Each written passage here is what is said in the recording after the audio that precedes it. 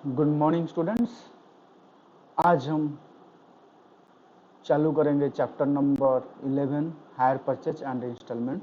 चलो पहले ये स्लोगन के साथ चालू करेंगे कि हमें बढ़ना है और आगे बढ़ना है, पढ़ना है, इसलिए हमें पढ़ना है और एक दिन सक्सेस जरूर जीतना है हमको।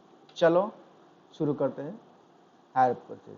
पहले हमको ये बताइए, अगर आपको एक लैपटॉप चाहिए, ठीक है, आप क्या करोगे? मार्केट जाओगे, फिर मार्केट से सेलर के लैपटॉप डीलर के पास जाओगे, फिर ये खरीद के लाओगे कि मेरे को एक लैपटॉप चाहिए। वो क्या करेगा कि आपको एक लैपटॉप थमा देगा आपके पास में, और वो डिमांड करेगा लैपटॉप का पूरा वैल्यू एक साथ आपको डिमांड करेगा कि ये लैपटॉप मेरे को चाहिए। सेलर क्या करेगा? या को आपको हैंड ओवर कर देगा, ये लैपटॉप बायर को हैंड ओवर कर देगा। देन आपने इसको क्या करोगे कि पूरा का पूरा पेमेंट कर दोगे। अगर आपके पास पैसा है तो आप जरूर पेमेंट कर देना, मगर आपके पास पैसा नहीं है तो आप क्या करोगे? थोड़ी ना से आपको दे देगा कि आपको जानता है ये क्या आपकी रिश्तेदार है सेलर, तो दे देगा।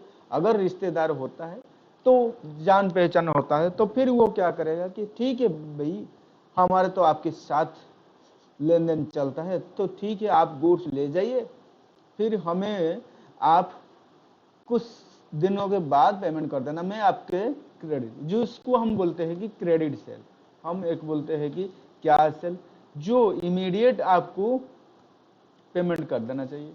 आप सेल हो गया तो पेमेंट कर देना, मगर आपके साथ क्रेडिटर आपको जानता है, सप्लायर आपको जानता है, तो ठीक है आप लैपटॉप ले जाओ साथ में, बाद में मेरे को पेमेंट कर देना, जिसको बोलते हैं हम क्रेडिट सेल।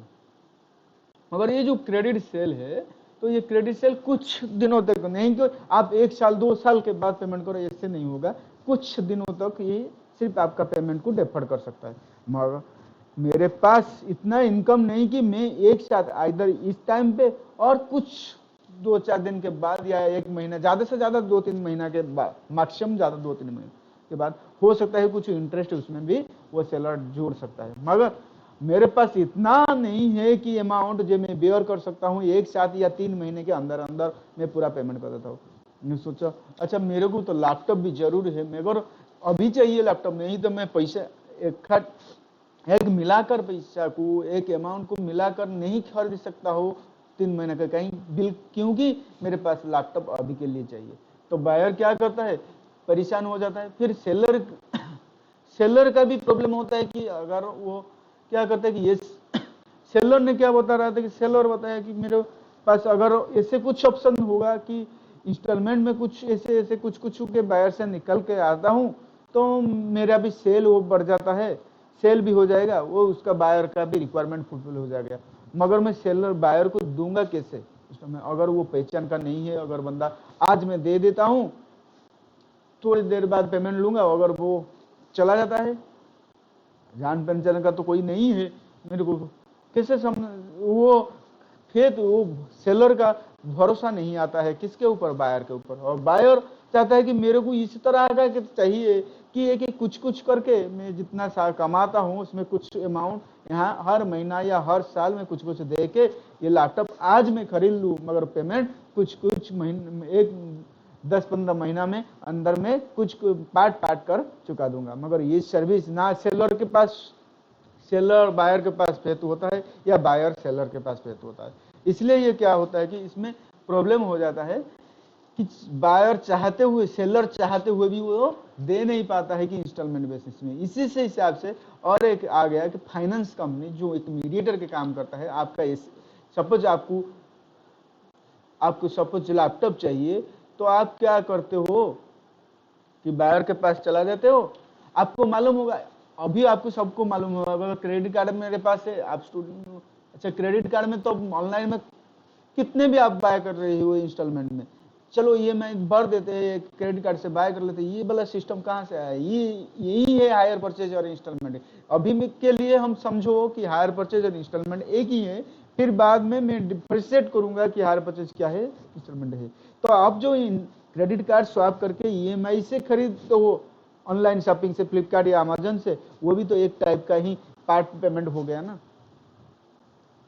तो इसमें क्या होता है कि एक दूसरे कंपनी जो आप क्रेडिट कार्ड यूज करते हैं वो पूरा पेमेंट कर लेता है, किसको? डीलर को। या फाइनेंस कंपनी हो या क्रेडिट कार्ड हो, वो पूरा पेमेंट कर लेता है डीलर को। आपको गुड्स वो उसी टाइम पे दे देने के बाद वो पूरा पेमेंट पा जाता है कौन? क्रेडिटर। वो क्रेडिटर भी खुश हो जाता है। और इसमें क्या होता है कि आप पेमेंट करते हो, वो जो फाइनेंस कंपनी, वो फाइनेंस कंपनी को आप पेमेंट करते हो। ये जो पेमेंट्स आ रहे हैं ना, ये सब आप पेमेंट करते हो फाइनेंस कंपनी को पार्ट पार्ट करके। इसलिए वो पार्ट पार्ट करते हो तो वो थोड़ा फाइनेंस कॉस्ट के साथ, आपका जो कॉस्ट है ये कॉस्ट के साथ कुछ इंटरेस्ट जोड़ के आपसे लेता है, ताकि उसका भी कुछ भला हो जाए। ठीक है। तो फाइनेंस कंपनी, तो हमारा प्रॉब्लम क्या था और क्रेडिटर का प्रॉब्लम था, सेल डाउन हो जाता था, मगर वो सेल बायर चाहते हुए भी वो लैपटॉप खरीद नहीं पा रहा था, और सेलर चाहते हुए कि वो फेथ नहीं आता है कि मैं उस बायर को सप्लाई कर सकूं, ये सप्लाई भी नहीं कर पाता है। इसलिए क्या हुआ कि फाइनेंस एक डिफरेंट थर्ड कंपनी, जिसको हम बोलते हैं कि फाइनेंस कंपनी, वो क्या किया कि वो मीडिएटर के लिए काम किया। वो एसी डीलर, और जो एसी डीलर को भी फेथ आ गया कि नहीं ये मेरा पैसा पूरा वापस कर देगा फाइनेंस कंपनी, उसमें मेरा फेथ है, मेरे साथ टेंशन है। बायर को मैं नहीं जानता हूँ, ठीक है, मगर मैं तो फाइनेंस कंपनी, ये जो कंपनी के ना, ये कंपनी के तो मैं जानता हूँ, ये वाला कंपनी के तो मैं जानता हूँ। तो सप्लायर के एंगल से कोई प्रॉब्लम नहीं। बायर भी, वो भी पार्ट पार्ट करके जो चाहता था कि मैं कुछ कुछ पार्ट करके पेमेंट करके वो खत्म कर लूँ, वो भी हो गया, क्योंकि वो फाइनेंस कंपनी को पेमेंट किए और फाइनेंस कंपनी ने उसे पेमेंट कर दिया। तो इसमें प्रॉब्लम आपका सॉर्ट आउट हो गया। तो इस प्रकार सिस्टम, ये अरेंजमेंट को हम बोलते हैं कि हायर परचेज, और हम बोल सकते हैं इंस्टॉलमेंट सेल। अगर हम एक साथ पेमेंट नहीं देकर पहले से ही हम गुड्स को एक्योर कर ले, हमारे एसेट को एक्योर कर ले, फिर पेमेंट हम बाद में करेंगे पार्ट पार्ट करके, तो इस टाइप ऑफ सेल को हम बोलते हैं आपका higher purchase system, hire purchase sale, और cell on instalment basis.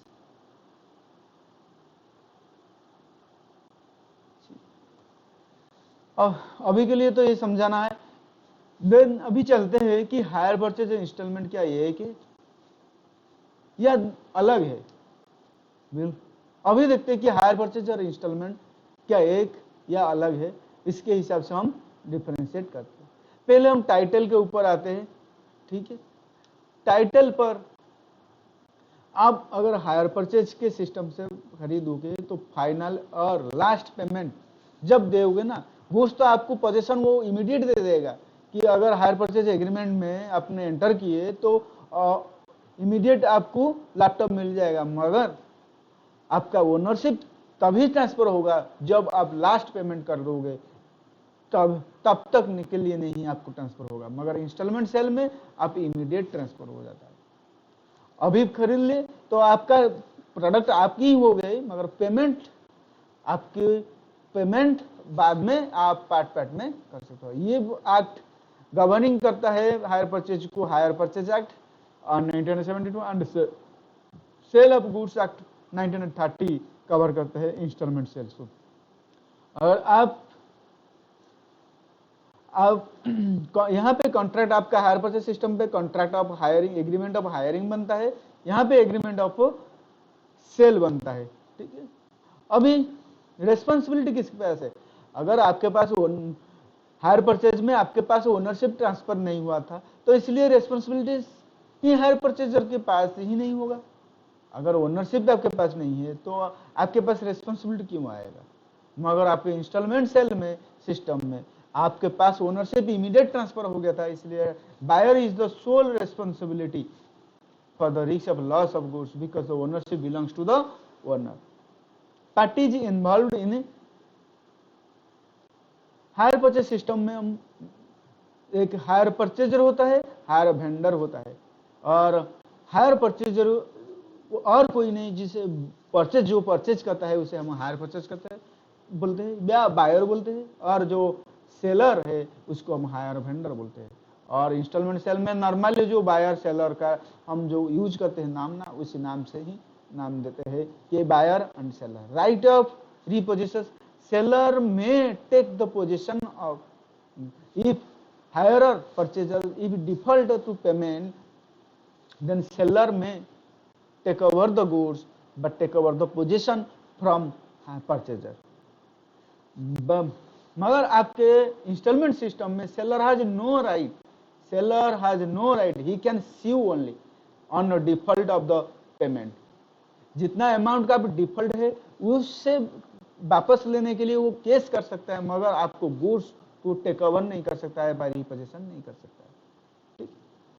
Right of return of goods, अगर आपको रिटर्न चाहिए, गुड्स रिटर्न देना चाहिए, तो आप पेमेंट करना छोड़ दीजिए। विदाउट फर्दर पेमेंट या हायर वेंडर क्या करेगा, आपको गुड्स आपसे वापस ले जाएगा, मगर आपके पास जो एक्रूड इंटरेस्ट एक्रूड हो गया है इंस्टॉलमेंट, वो तो पेमेंट करोगे, मगर जो एक्रूड नहीं हुआ है, अभी तक ड्यू नहीं हुआ है, वो आप पेमेंट नहीं करोगे तो आपको ऑटोमेटिकली रिपोजेस कर लेगा, आपका वेंडर जो है वो रिपोजेस कर लेगा आपसे। मगर ये वाला सर्विस आपके इंस्टॉलमेंट सेल में अगर एग्रीमेंट के हिसाब से है तो वो होगा, नहीं तो seller has no right to not returnable the goods. मगर आज पर जो एग्रीमेंट है, एग्रीमेंट के हिसाब से जो हो कि 7 डेज या 15 डेज को रिटर्न कर सकते हो, वो एग्रीमेंट के हिसाब से ले सकते हो, वापस दे सकते हो। मगर हायर परचेज सिस्टम में आप एक ही इंस्टॉलमेंट को छूट गया तो आपसे, तो फिर वो वापस ले सकता है, उसके पास पावर है। राइट ऑफ डिस्पोजल, बायर और hirer can not hire to sell, pledge और assign the goods to other transfer.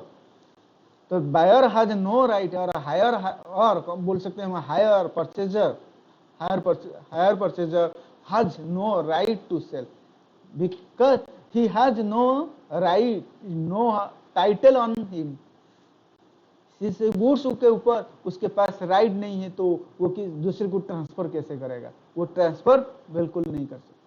वो सिर्फ यूज, उसको पास सिर्फ राइट है कि उसे यूज करने के लिए, तो वो सिर्फ यूज कर सकता है। मगर इंस्टॉलमेंट सेल के ऊपर बायर में dispose of goods and give a good title the bona fide purchaser. जिसको वो सेल करता है वो बायर, उसके पास भी गुड टाइटल होता है, क्योंकि उसके पास भी ओनरशिप ट्रांसफर हो गया था, उसके पास ओनरशिप है। मगर हायर परचेज सिस्टम में ओनरशिप नहीं है, तो आप कैसे लगा सकते हो कि दूसरे को बेच सकते हो या डिस्पोज कर सकते हो या ट्रांसफर कर सकते हो या कुछ प्लेज भी, मॉर्गेज भी दे सकते हो? वो बिल्कुल हायर परचेज सिस्टम में नहीं कर सकता जब तक आपका ओनरशिप ट्रांसफर नहीं होता है। ओनरशिप आपको उसी टाइम ट्रांसफर होगा जब आप लास्ट पेमेंट कर दोगे।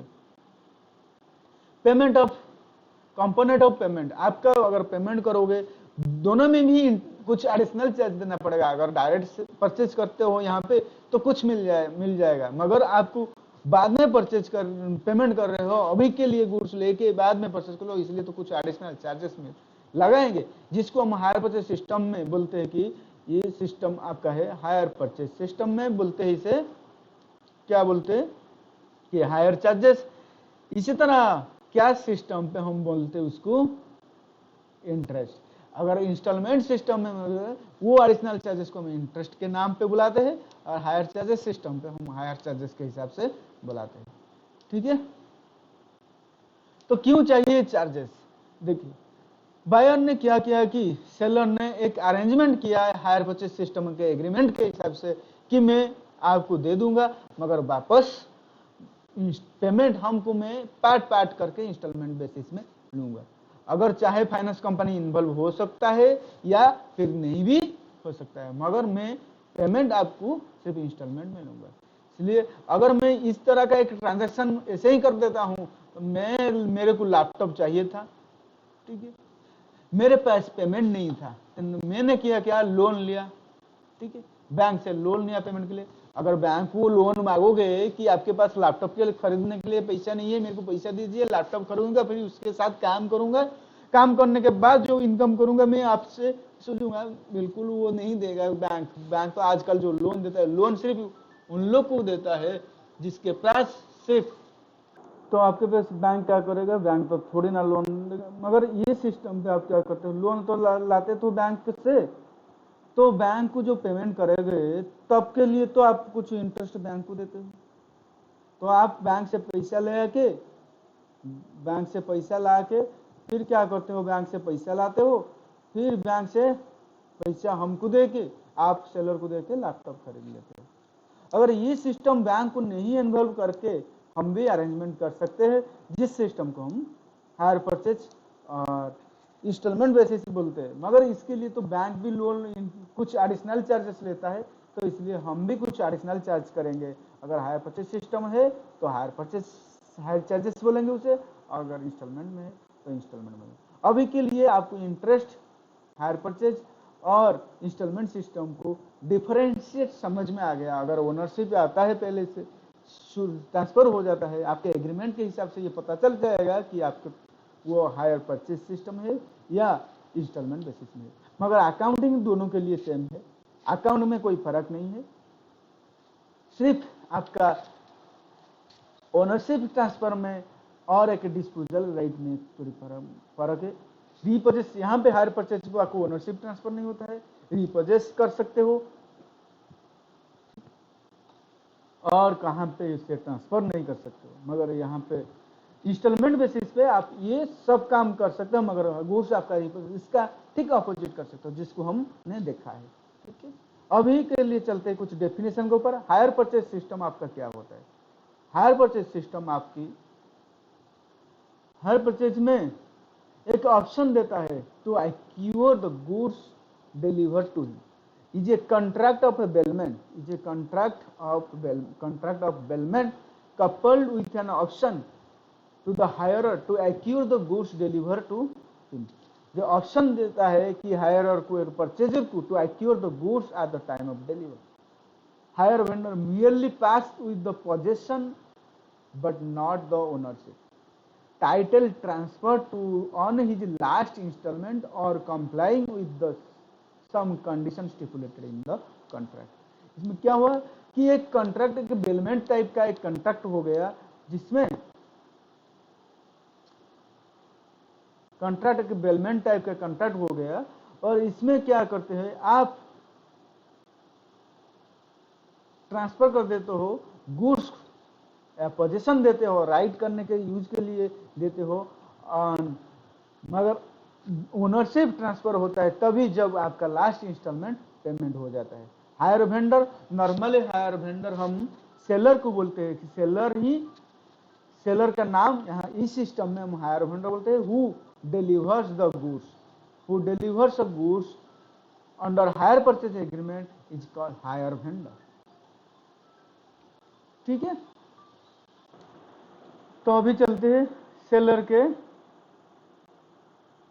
तो सेलर तो हो गया हायर परचेजर और हायरर, जिसको हम बुलाते हैं कि बायर को ही हम, जो person who obtains the goods rights to use them and who obtains the goods under a hire purchase agreement is called hire purchaser. और like buyer is a person who obtains the goods and the right to use them under a hire purchase agreement is called hire purchaser, just like a buyer। अभी cash price क्या होता है? Price is to be paid by the buyer on outright purchase in cash, normal cash sale price. अगर हम ये system में बाद में पेमेंट नहीं करके अभी इमीडिएट हम मार्केट में परचेज करेंगे तो कैश प्राइस हमको मिलता है, तो इसको हम कैश प्राइस बोलते हैं। Hire purchase price is a total sum payable by the hire to obtain the ownership of the asset. जो अमाउंट वो पेमेंट करता है, इसको हम बोलते हैं कि हायर परचेजर वेंडर को जो पे करता है पूरा अमाउंट, उसको हम बोलते हैं हायर परचेज प्राइस, जो कि होता है आपका डाउन पेमेंट प्लस इंस्टॉलमेंट्स। ये पेमेंट्स किसको देता है? हायर परचेजर इस हायर वेंडर को ये दोनों पेमेंट ट्रांसफर करता है। वो दोनों पेमेंट क्या है? वो दोनों पेमेंट जिसके साथ कैश प्राइस है प्लस इंटरेस्ट होता है,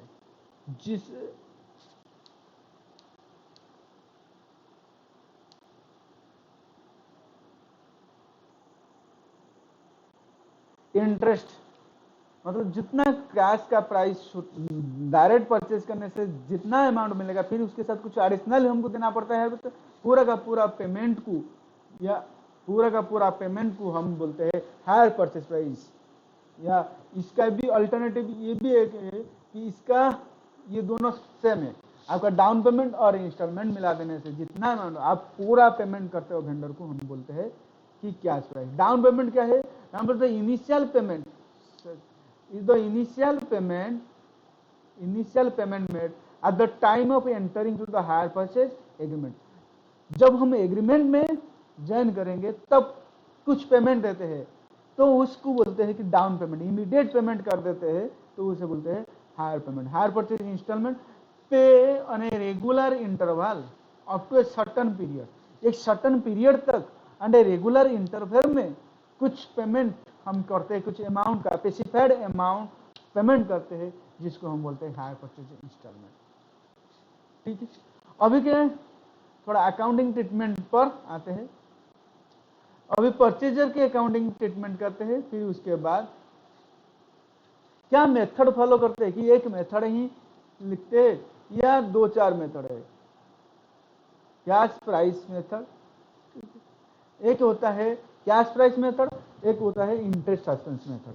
अगर मैं इंटरेस्ट सस्पेंस मेथड में रिकॉर्ड कर सकता हूं और purchaser hire purchaser cash price method में यूज कर सकता है। ज्यादा पॉपुलर कैश प्राइस मेथड होता है।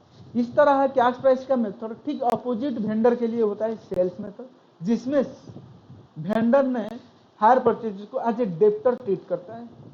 और अनदर मेथड इंटरेस्ट सस्पेंस का ठीक अपोजिट मेथड आता है भी इंटरेस्ट सस्पेंस मेथड। तो क्या हो गया कि हायर परचेजर दोनों मेथड यूज करता है।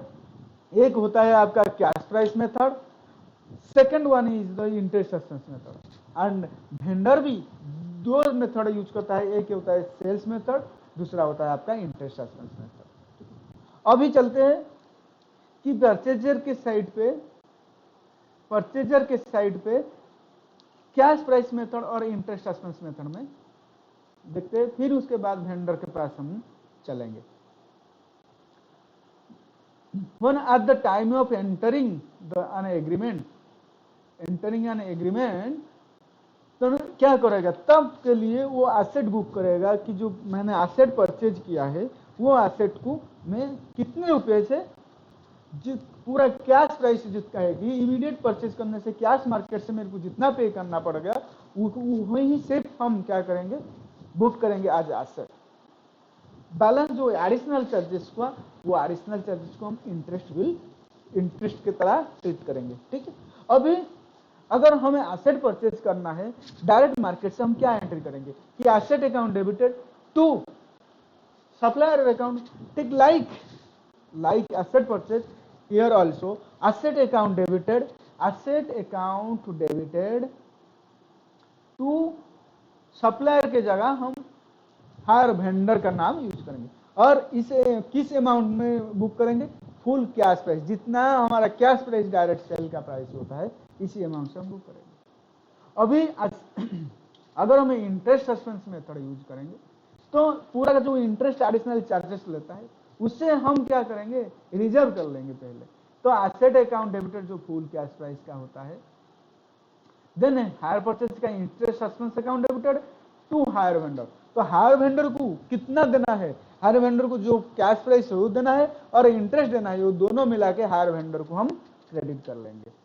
ठीक है, जिस तरह की सेकंड डाउन पेमेंट, मैंने डाउन पेमेंट पे किया तो हम क्या करेंगे, डाउन पेमेंट अगर सप्लायर को कुछ पेमेंट कर दिया तो क्या करेंगे, सप्लायर अकाउंट डेबिटेड टू क्या करेगा, लाइक सेम ट्रीटमेंट सप्लायर के बदले हम hire vendor account debited to क्या करेगा। इंटरेस्ट मेथड में भी वो सेम ट्रीटमेंट होता है। When initial installment become due, then interest will be charged for that period. Interest will be charged for that period. तो then interest हमारे लिए क्या है कि एक्सपेंसेस है, तो interest account debited to debtor account. अगर सप्लायर हम कुछ चार्ज करता है, सप्लायर हमें कुछ चार्ज करता है इंटरेस्ट, तो हम क्या करेंगे, इंटरेस्ट अकाउंट को डेबिट करेंगे, फिर सप्लायर को अकाउंट क्रेडिट करेंगे। यहाँ पे सप्लायर की जगह हम क्या करेंगे कि हायर वेंडर अकाउंट क्रेडिट, हो गया interest account debited to hire vendor account. मगर पहले से हम इंटरेस्ट के ऊपर प्रोविजन बना चुके हैं। किस मेथड में? आपका इंटरेस्ट सस्पेंस अकाउंट मेथड में। इंटरेस्ट सस्पेंस मेथड में आप पूरा का पूरा इंटरेस्ट बना सकते हो, बना चुके हैं आपका हायर वेंडर को क्रेडिट करके। अभी के लिए क्या करोगे कि इंटरेस्ट जो चार्ज करना है तो इंटरेस्ट अकाउंट को चार्ज करेंगे, टू वो जो इंटरेस्ट बनाया था आपका रिवर्जर करके hire purchase interest suspense account उसको क्रेडिट करोगे। ठीक है। और एक मजेदार बात ये है कि ये जो इंटरेस्ट सस्पेंस मेथड है और कैश मेथड है, ये दोनों एंट्रीज में थोड़ा डिफरेंट है। एक वाला पहले जो एग्रीमेंट में ट्रांसफर करते हो, दूसरा है कि यहीं पर है कि जो इंटरेस्ट का ड्यू होता है ये डिफरेंट होता है। ये दोनों एंट्री को आप देखोगे कि यहाँ टाइम पे एक डिफरेंट होता है और जो इंटरेस्ट ड्यू होता है तब के लिए थोड़ा डिफरेंट है, मगर और किसी जगह पे देखोगे तो पूरा का पूरा आपका सेम, पूरा का पूरा आपका सेम है। सारे जगह आप सेम एंट्री पाओगे कि डाउन पेमेंट पर जो एंट्री है, इंस्टॉलमेंट पेड पर जो है, पूरा का पूरे सेम एंट्री आप पाओगे। ठीक, अभी चलते हैं नेक्स्ट। तो डाउन पेमेंट तो दे दिए आपने, एग्रीमेंट में साइन कर लिए, फिर डाउन पेमेंट दे दिए, फिर इंटरेस्ट ड्यू हो गया, लास्ट में हो गया इंटरेस्ट का टाइम, तो इंस्टॉलमेंट का टाइम हो गया तो इंटरेस्ट ने आपने ड्यू कर दिया। देन उसके बाद इंस्टॉलमेंट पेड करोगे, क्या करोगे? सप्लायर को पेमेंट करोगे और हायर वेंडर को पेमेंट करोगे। Hire vendor account debited to bank, दोनों तरफ से भी वही उसी टाइप का दोनों तरफ से रिकॉर्ड करोगे कि supplier account debited to hire vendor account debited to bank. और डेप्रिसिएशन चार्ज करना है तो क्या करोगे कि depreciation account debited to asset account, depreciation account debited to asset account.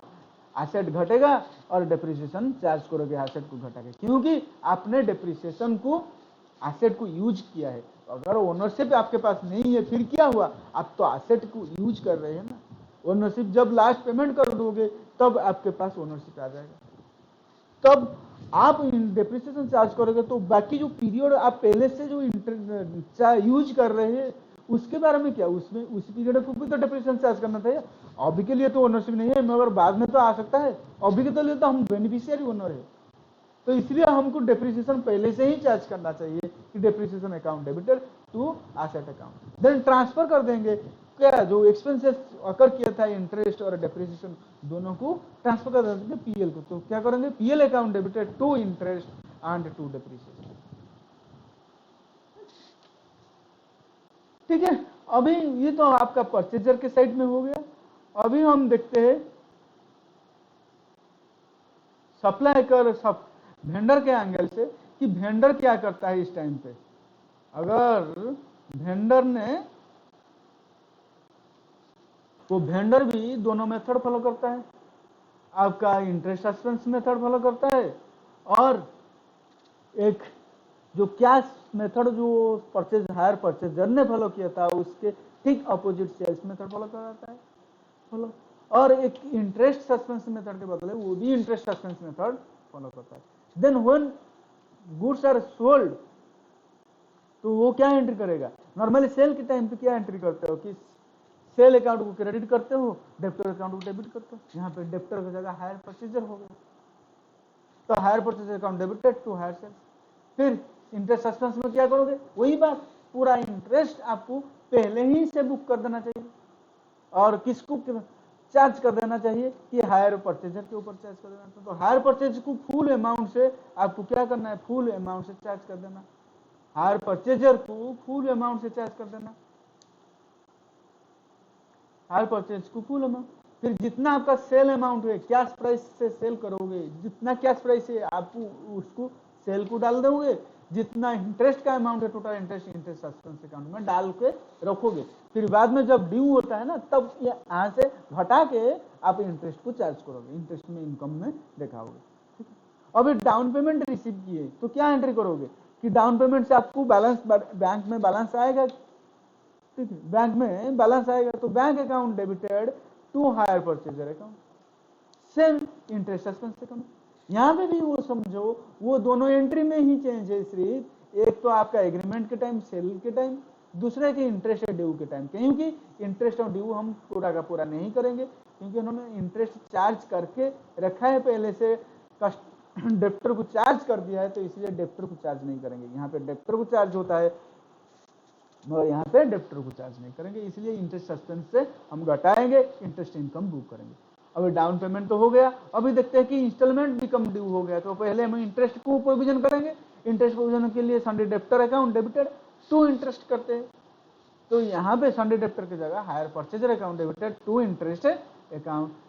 ठीक उसी तरह interest suspense account debited to interest account. Hire purchaser तो ऑलरेडी डेबिट हो गया है ना, जितना डेबिट होना चाहिए था, तो इसलिए हम हायर परचेज के डेबिट के बदले हम इंटरेस्ट को डेबिट करते हैं।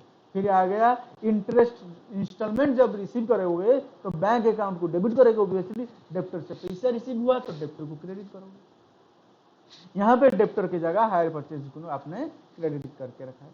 सेम ट्रीटमेंट कहाँ पे, आपका इंटरेस्ट के सिस्टम पे।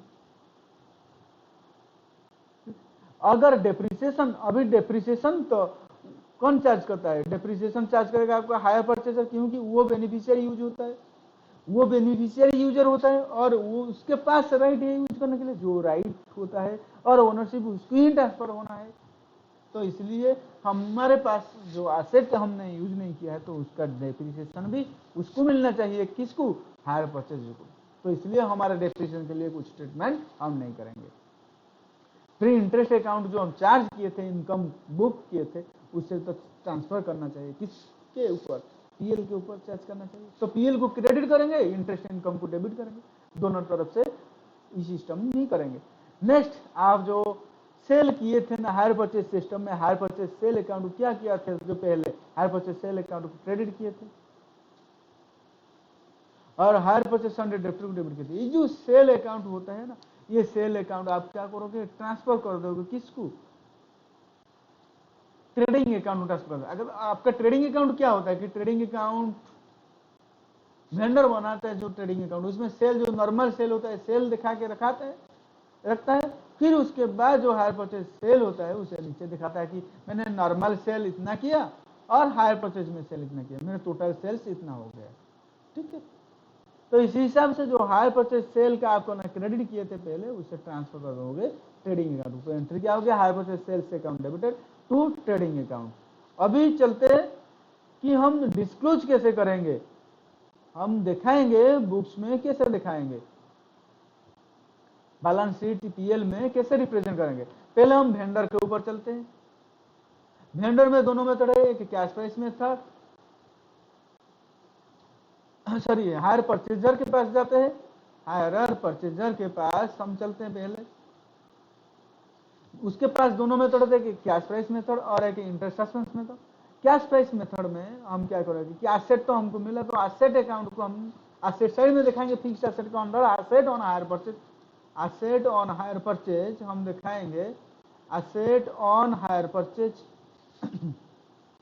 एट फुल कैश प्राइस में दिखाएंगे। फिर उसके साथ जो डेप्रिसिएशन हमने लेस किया उसे लेस कर लेंगे इसमें कैश प्राइस में। फिर जो करंट लायबिलिटी के अंदर सन्डे क्रेडिटर होता है, उसके अंदर हायर परचेज क्रेडिटर दिखाएंगे, hire purchase creditor higher vendor को जितना देना है उसे दिखा देंगे। फिर interest accrued but not at due, उसे लेस कर लेंगे वहां, सॉरी उसे ऐड कर देना चाहिए। क्या होता है interest accrued but not at due, मान लो आपके पास 30 सितंबर को, हर साल 30 सितंबर को इंस्टॉलमेंट ड्यू होता है। 30 सितंबर को अगर इंस्टॉलमेंट ड्यू होता है 2000 को, तो आपने क्लोज की होगे 31 मार्च 2001 से। यहाँ से जो यहाँ तक तो जो इंस्टॉलमेंट ड्यू कहाँ पे हुआ था, यहाँ पे हुआ था। नेक्स्ट इंस्टॉलमेंट कहाँ पे ड्यू होगा, 31 दिसंबर 2001 से 31 सितंबर 2001। और ये जो इंस्टॉलमेंट ड्यू होता है, यहाँ तक जो इंस्टॉलमेंट, सपोज आपका इंस्टॉलमेंट 100 रुपीज का है, अभी के लिए आपका जो इंटरेस्ट 100 का है, यहाँ से यहाँ के लिए 50 है, ये 6 महीना भी है, इसके लिए भी 50 है। तो जो 50 रुपीज है अभी के लिए तो ड्यू नहीं हुए, ये 50 रुपीज ड्यू कहाँ पे होगा, 30 सितंबर को, 30 सितंबर 2001 पर ड्यू होगा, मगर 50 रुपीज तो 31 मार्च को अप्रूव हो गया था। तो इसलिए हम क्या करेंगे, हायर वेंडर के अकाउंट के ऊपर वो 31 मार्च 2001 को ये वाला जो 50 रुपीज को जोड़ देंगे हम। तो अब इंटरेस्ट अभी के लिए इंटरेस्ट सस्पेंस अकाउंट में देखते हैं। इंटरेस्ट सस्पेंस में अगर आपका एसेट साइड में तो वो सेम रहेगा कि एसेट अकाउंट में दिखाएंगे कि फिक्स्ड एसेट कितने का है, उससे डेप्रिसिएशन लेस करके फिक्स्ड एसेट का अंडर दिखाएंगे। और इस साइड में आपका हायर वेंडर अकाउंट दिखाएंगे क्रेडिटर के अंदर, हायर परचेस क्रेडिटर के अंदर, फिर ये जो इंटरेस्ट सस्पेंस होता है ना उसे लेस कर देंगे यहाँ से। क्यों लेस करेंगे? क्योंकि हम इतने अमाउंट का ड्यू एक्चुअली नहीं हुआ है, उससे इतना अमाउंट को बढ़ा के रखा है जितना इंटरेस्ट का पूरा इंटरेस्ट हम जो दिया है किसके ऊपर, हायर वेंडर के ऊपर ट्रांसफर कर दिया। तो इसलिए हमने क्या किया कि हायर वेंडर को सही दिखाने के लिए हमने मैच कर लिया, उसे लेस कर दिया। ठीक है, अभी जो इंटरेस्ट एक्रूड हुआ था, interest accrued but not at due, तो अभी दिखाएंगे। अभी चलते हैं कि वेंडर के बुक्स पर, वो बैलेंस शीट में सेल्स के मेथड पर हायर वेंडर दिखाएगा कि हायर परचेस डेप्टर अकाउंट के डेप्टर के हिसाब से दिखाएगा।